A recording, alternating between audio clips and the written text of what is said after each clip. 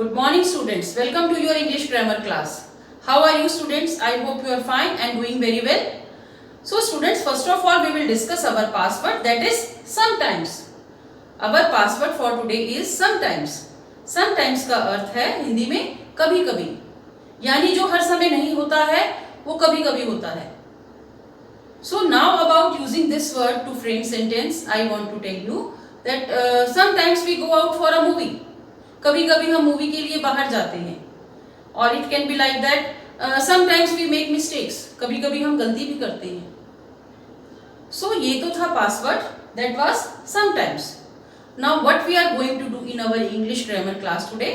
Students, as you know that we have just completed our chapter number 3 in our English grammar book, that is nouns, common and proper. So we will revise this chapter in today's class. But before that, I want to tell you that what we have covered in our English syllabus. This is for new students, so that they can be informed कि what we have covered so far. So I want to tell you and to tell them that in English grammar book we have done two chapters. Chapter number 1, that was vowels and consonants, and chapter number 3, nouns, common and proper. So two topics we have covered in our English grammar book. And while talking about English Communicate book or English Reader book, I want to tell you that we have completed a poem, a house. We have done its notebook work also. And lesson number 1, that is Mary and the Mouse. Its notebook work is also being done. So two chapters or two topics in our English grammar book. One poem and one lesson in our English Communicate book or English Reader book, that we have done so far. So this was to inform new students as well as you, so that we can understand well कि हमारा अभी English के syllabus में क्या क्या हो गया है cover. So now about our revision of chapter number 3, nouns, common and proper. Yes students, as you know that we are revising our chapter number 3 from our grammar book. The name of the topic or chapter is nouns, common and proper. संज्ञा, common और proper, जातिवाचक संज्ञा और व्यक्तिवाचक संज्ञा, इसको हिंदी में बोला जाता है. So I am telling about कि what is noun. Noun क्या है? Naming words are called nouns. जो नाम के शब्द हैं वो nouns होते हैं. वो नेमिंग वर्ड्स किसके होते हैं? नेम, प्लेस, एनिमल, थिंग, उनके जो नेमिंग वर्ड्स हैं these are called nouns. So naming words are called noun. Noun को हम हिंदी में संज्ञा भी बोलते हैं. So what is common noun? Common noun को हिंदी में हम जातिवाचक संज्ञा बोलते हैं. So what is this? The general name of a person, place, animal और a thing is a common noun. General name क्या होता है? साधारण नेम, सामान्य नाम, किसी भी पर्सन का, किसी प्लेस का, किसी एनिमल का और किसी चीज का, that is a common noun. The general name of a person, place, animal और a thing is a common noun. Person का नेम फॉर एग्जांपल आपको मैं बताऊं कि बॉय या गर्ल, जो जनरल नेम है. प्लेस की बात करें तो सिटी, कंट्री, टेम्पल, स्कूल, कुछ भी बोल सकते हैं. एनिमल की बात करें तो एनिमल्स के ग्रुप में हम एनिमल्स और बर्ड्स और इंसेक्ट्स इन सब को लेते हैं.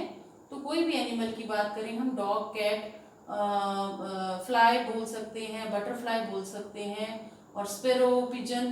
तो ये सब क्या है? एनिमल है. तो ये जनरल नेम है. और थिंग कुछ भी हो सकती है. It can be a box, it can be a chair और टेबल और योर पेंसिल और योर पेन और योर फोन, कुछ भी हो सकता है. So the general name of a person, place, animal or a thing is a common noun. ये common noun है, सामान्य जो noun है, जो सामान्य नाम होता है. The special name of a person, place, animal or a thing is called a proper noun. Special name क्या होते हैं students? जो विशेष नाम होते हैं, जो खास नाम होते हैं. वो खास नाम किसके होते हैं? person के, place के, animal के या चीज के, उनको proper noun बोलते हैं. So I am going to give you example. Person का नाम क्या हुआ? पर्सन क्या है? Boy, girl, man, women. तो मान लो बॉय है, उसका नाम है टॉम. सो टॉम उसका स्पेशल नेम हुआ, तो टॉम क्या है? Proper noun. Place, we live in Sirsa city, हम सिरसा सिटी में रहते हैं। सिटी क्या है? एक कॉमन नाउन है, बट हम सिटी का जो स्पेशल नेम अगर बोल रहे हैं, it can B Sirsa, it can B Ahmedabad, it can B Berlin, कुछ भी हम बोल रहे हैं तो वो क्या हो जाएगा? स्पेशल नाम, तो वो प्रॉपर नाउन कहलाएगा। अब एनिमल है तो इट कैन बी, हम पेट एनिमल्स भी रखते हैं, उनके हम नेम लिख देते हैं, रख देते हैं प्यार से, affectionately.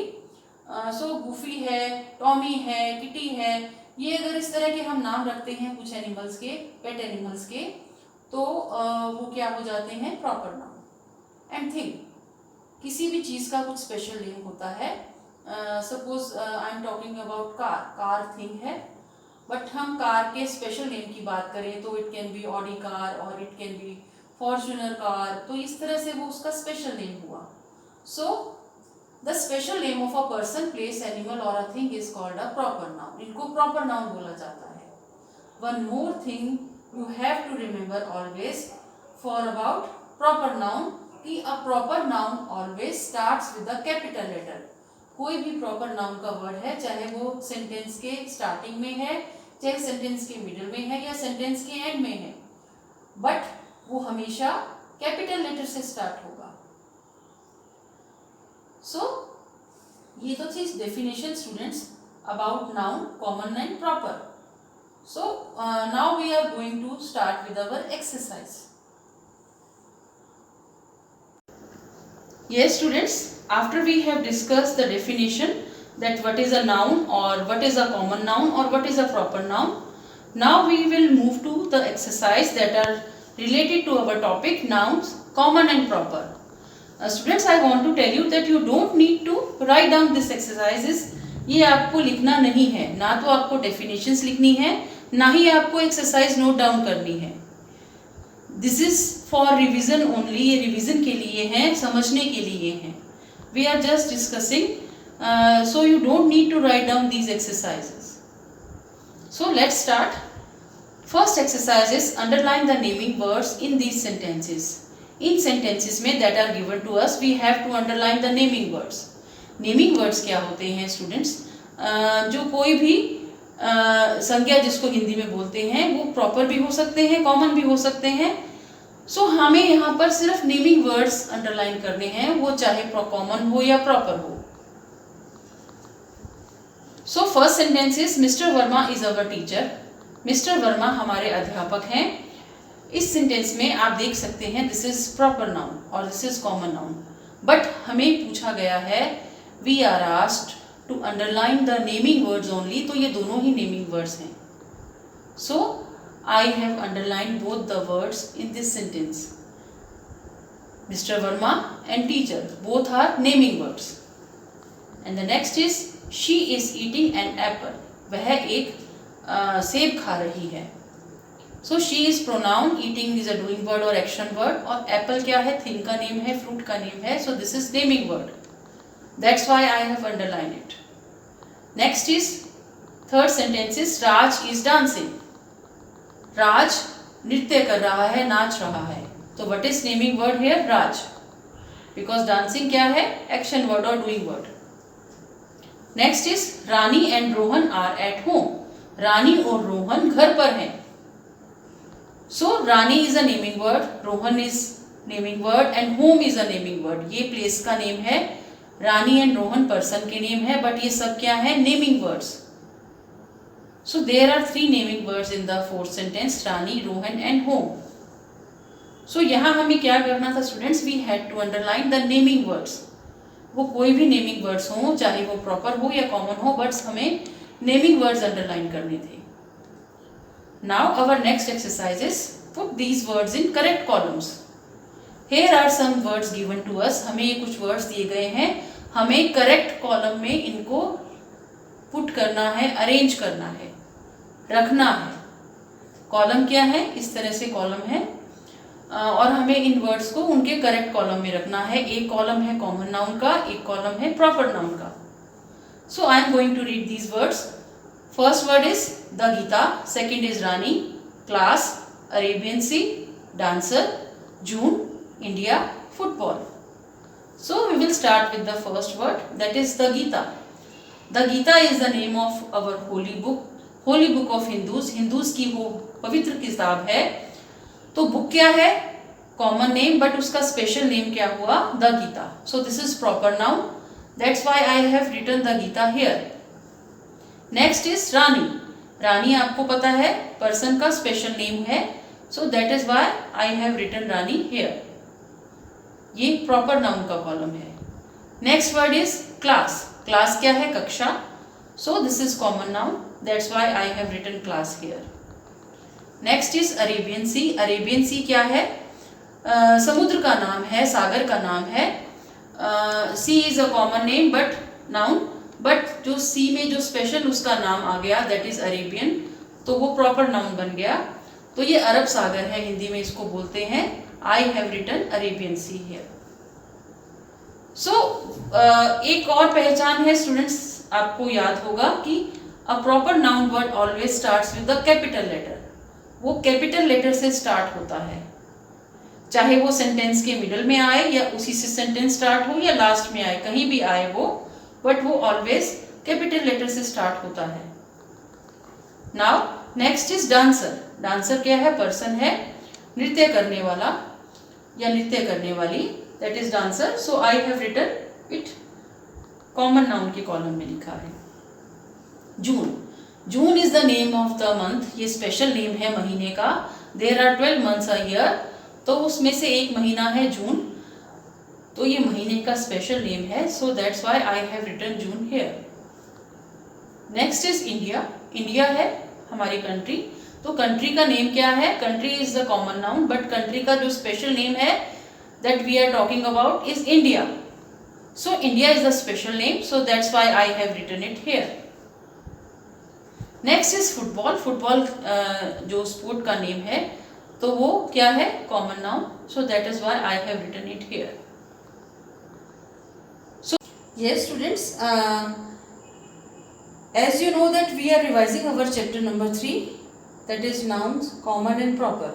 So students, we have already discussed 2 exercises that were related to our topic. Students, I want to tell you something कि जो 2 exercise हमने डिस्कस की हैं, have you notice something in those exercises कि वो आपके बुक में से नहीं थी. वो एक्सरसाइज में जो क्वेश्चंस दिए गए थे वो सेम टू सेम आपके बुक में नहीं थे. So this is the rule of the grammar कि जो आपको क्वेश्चंस आएंगे ग्रामर, किसी भी लैंग्वेज का ग्रामर हो तो वो कुछ भी हो सकता है, बट उसमें आपके लेवल का, आपके जो टॉपिक है उसकी जो आपकी एज का वो ध्यान रखा जाएगा. वो क्वेश्चन कोई भी हो सकता है उसी टॉपिक से रिलेटेड. हेडिंग्स वही रहेंगी. सपोज हमने वो फर्स्ट एक्सरसाइज की थी कि अंडरलाइन द नेमिंग वर्ड्स, उसमें हम न्यू सेंटेंसेस दे सकते हैं ताकि आप उनमें से नेमिंग वर्ड्स को अंडरलाइन करें. और सेकेंड एक्सरसाइज वाइज अबाउट कि आपको you were given some words, कुछ वर्ड्स दिए गए थे, उसमें हमें क्या करना था कि उन वर्ड्स को कॉलम में अरेंज करना था. One column was of common noun and other one was of proper noun. तो उसमें हमने उन वर्ड्स को अलग अलग तरीके से जैसे सॉर्ट आउट करके रखा. जो कॉमन नाउन वाले वर्ड्स थे उनको कॉमन नाउन के कॉलम में लिखा, और जो प्रॉपर नाउन के वर्ड्स थे वो प्रॉपर नाउन वाले कॉलम में लिखे. सो वो सेम एक्सरसाइजेस आपके बुक में नहीं है, उसमें हमने डिफरेंट एक्सरसाइज की थी.